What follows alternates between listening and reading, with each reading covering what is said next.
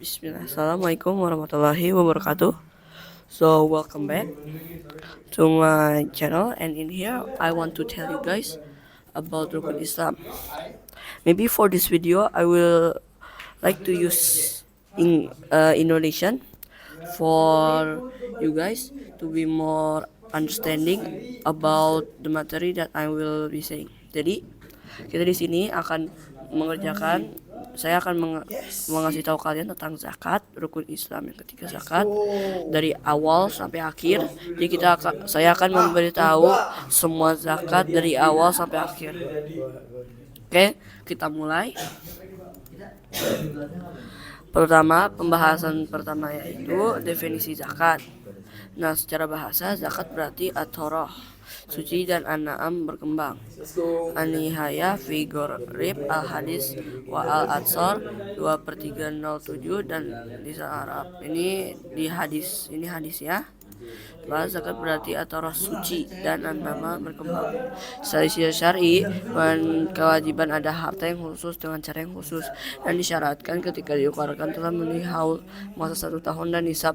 Ukuran minimal dikenal kewajiban zakat. Muzaki, orang yang memiliki harta dan mengeluarkan zakatnya.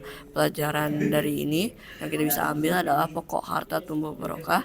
Harta tersisa berisi dari syubhat terlepas dari kewajiban. Oke, lanjut. Itu definisi zakat.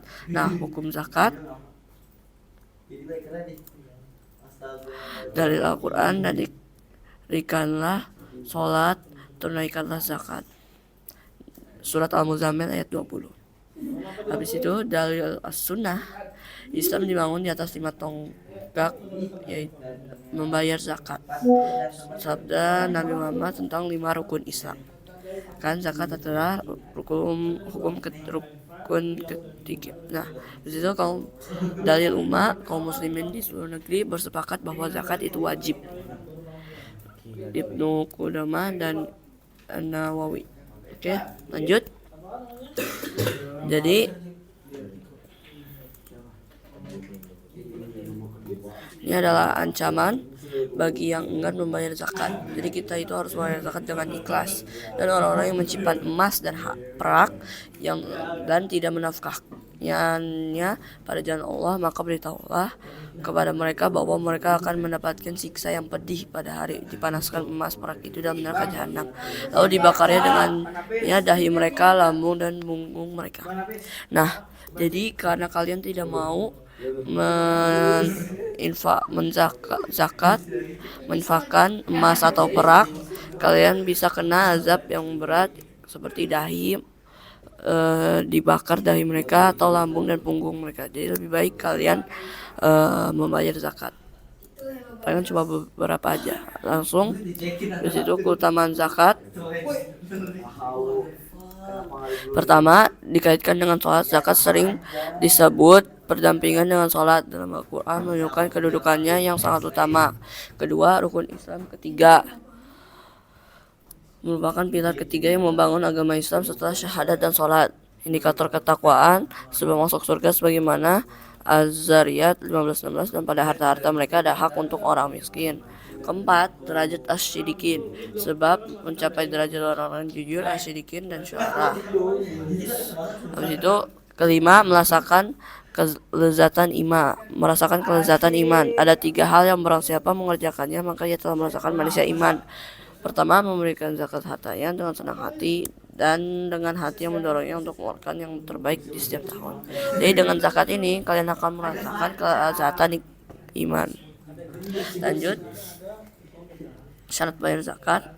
Pertama, syarat orang Islam dan merdeka, tidak harus balik dan berakal. Anak kecil dan orang gila yang punya harta tetap wajib dikeluarkan zakatnya. Syarat harta yang disepakati ulama, emas dan perak asman, hewan ternak, pertanian dan bush. Syarat harta dimiliki secara sempurna. Harta yang berkembang telah mencapai nishab, ukuran minimal telah mencapai haul, bertahan 1 tahun hijriah. Kelima, kelebihan dari kebutuhan pokok. Habis itu sebelum itu saya ingin mengasih tahu kalian juga di Google Docs. Pertama kita ke Google Docs dulu. Ya aja setiap jalan dikit diceritain kan. Dok. Udah lah, please lu selalu aja lihat artikel ini. Oke. Di sini saya akan memberi keterangan yang tidak ada di websitenya, yaitu pertama, semua harta zakat di atas membuktikan haul bertahan 1 tahun hijriah kecuali zakat asli pertanian dikeluarkan setiap kali panen tahunnya kalau terus berada di atas nisab. Ketiga, Imam Malik dan Imam Syafi'i mendapat bahwa zakat hasil pertanian itu ada pada tanaman yang merupakan kebutuhan pokok dan dapat disimpan. Pada zakat barang dagangan, barang tersebut bukan termasuk harta yang asalnya wajib disepakati seperti hewan ternak, emas, dan perak. 5. Pertimbangan zakat barang dagangan, nilai barang dagangan plus uang dagangan yang ada plus piutang yang diharapkan utang yang jatuh tempo. 6. Harta riskas berarti harta zaman jahiliyah berasal dari non-muslim yang terpendam, yang diambil dengan tidak disengaja tanpa bersusah diri untuk menggali, baik yang terpendam berupa emas, perak, atau harta lainnya. Oke, lanjut ke sini. Oke, kita akan lanjut. Ketentuan amal ada emas, perak, mata uang, hewan ternak, hasil pertanian, barang dagangan, atau harta karun nisab. Jadi ini adalah 7 yang kalian bisa untuk zakat dan zakat mal. Ketentuan zakat fitrah. Pertama, definisi zakat fitrah atau zakat fitrah adalah sedekah yang wajib ditunaikan setiap muslim pada hari berbuka. Di situ ini dalilnya, Rasulullah mewajibkan zakat fitri dengan 1 sok kurma atau 1 sok gandum bagi setiap muslim yang merdeka maupun budak. Oke, di situ yang wajib menunaikan itu adalah setiap muslim yang mampu mengeluarkan zakat fitrah. Jadi jika tidak mampu tidak apa-apa. Di situ tanggungan nafkah kepala keluarga wajib membayar zakat fitrah. Kepala keluarga ya seperti ayah kalian. Habis itu waktu terkena kewajiban adalah bertemunya terbenamnya matahari di dalam hari raya Idul Fitri. Jadi kau harus walaupun ada bayi yang baru lahir sebelum waktu ini, dia tetap harus membayar zakat. 6. Bentuk dan kodor berupa makanan pokok seperti kurma dan lain-lain. Habis itu 1 sok seukuran 4 cakupan penuh telapak tangan yang sedang. Habis itu tidak sah dengan uang.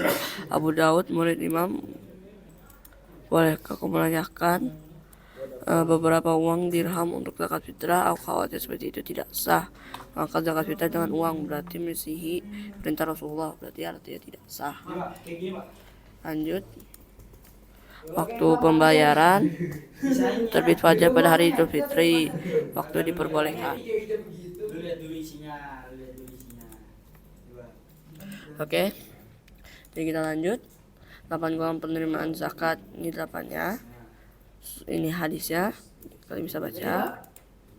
Habis itu fakir, miskin, amil zakat, mu'alaf, fi ar-riqab, al-gharibin, fi sabilillah, ibnu sabil. Nah, yang biasanya penerima zakat itu biasanya pada fakir dan miskin. Oke, lanjut.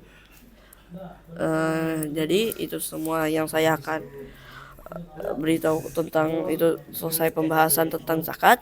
Nah, sungguhnya Allah mengetahui lagi maha bijaksana. Jadi tunaikanlah zakatmu. Dan itu semua dari saya. Jadi ini terakhir yang saya bilang. Assalamualaikum warahmatullahi wabarakatuh.